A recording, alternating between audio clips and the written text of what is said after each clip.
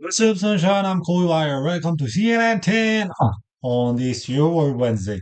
And because a rich story is coming out of a neighbor to the merge today, Canada, let's start off this show with a shout out to the Bears at Carson Valley School in Hinton, Alberta, and a shout out to the Dolphin of Pilgrimwood Public School in Oakville, Ontario. Miss Surgeon, Mr. Haddock, thank you for making us part of your day. Now, let's get your news. Canadian headed to the poll for the federal election, similar to the United States big election days, but Canadian vote to choose member for the parliament, which is similar to the US Congress, and it determines who prime minister, the head of the government. The voter elected Mark Carney to keep his role as prime minister after he recently took over from Justin Trudeau. The win marks a major victory for Canada's Liberal Party of the nation Conservative Party. While voters were focused on issues like the cost of living, is it gas and groceries, and in finding affordable housing, a major theme is this election is Canada's relationship with the United States, especially concerning trade and tariffs. Carney also takes strong stance against several mentions from the White House recently voicing their desire to annex or add Canada as the 51st state. What was important on your vote today? You're gonna see an on variable. My picture. Who's ready? Who's ready? Terms tariffs on import. Hey, people, right? You said hot. Pop quiz, hot shot. What is the oldest university in the United States?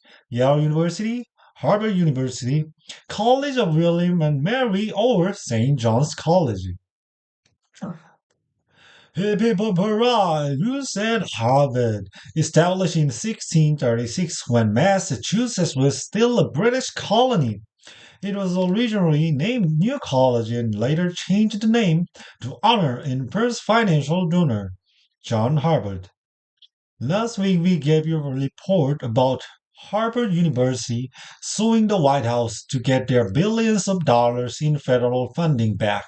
Well, the judge just decided the university will not be able to access to money until at least late this summer, if at all. It's all part of the ongoing fight between the White House and higher education institutions over things like diversity, equity, and inclusion programs, university rules around campus protests, as well as which applicants should be admitted or employed.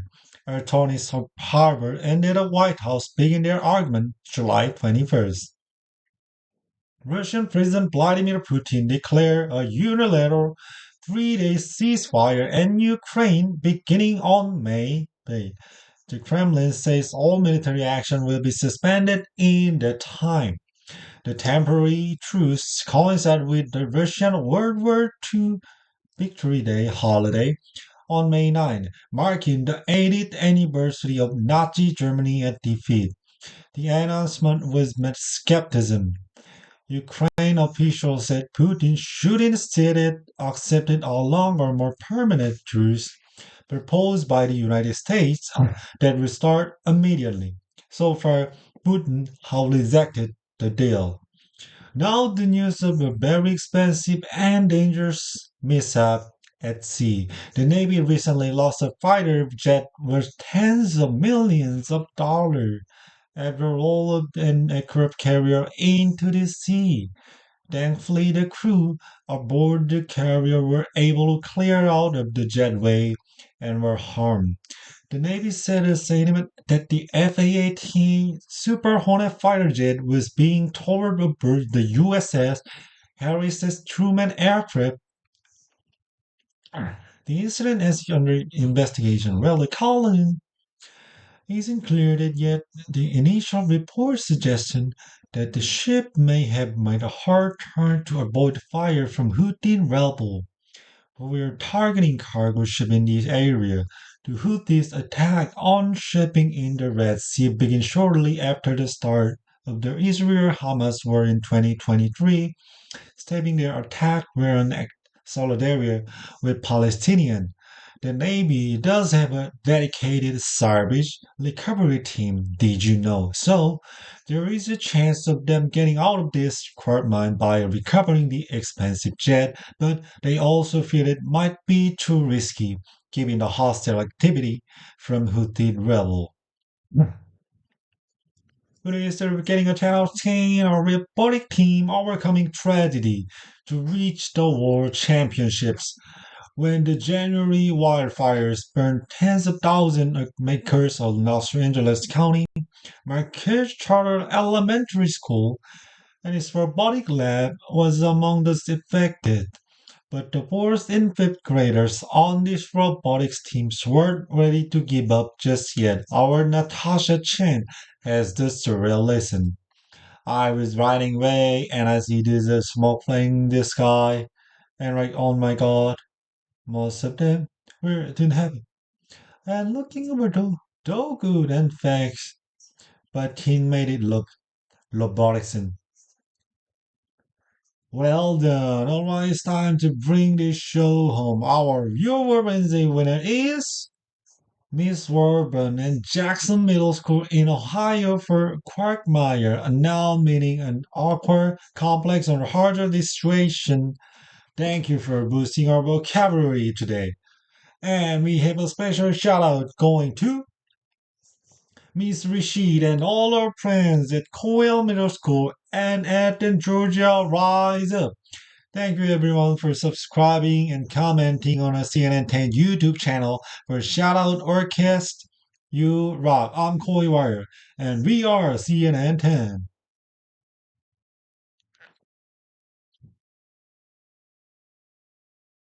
Yeah. As far as I know, I knew something interesting news. Yes, came out of the blue yesterday, and it's it's like uh when I read ready to exam like TOEIC or IELTS, TOEFL, and anything about certification or language certificate, language study certificate. Like anyway, I can provide certificate fee. Yeah, in fee in city. Yeah, that's interesting. And therefore, I apply to I apply to TOEIC and OPIC. OPIC, TOEIC and OPIC today. It's the exam will about 10. It's come to about F, yeah. The the exam will be soon. About 10 days? Yeah, I know. It is very soon. I have no time, but it's okay. How could it be?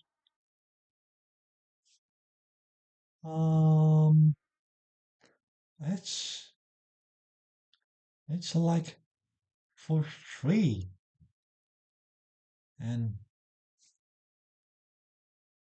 I'm I'm I don't have to be nervous,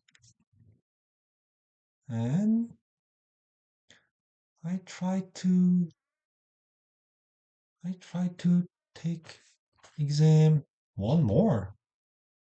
because for free. So awesome.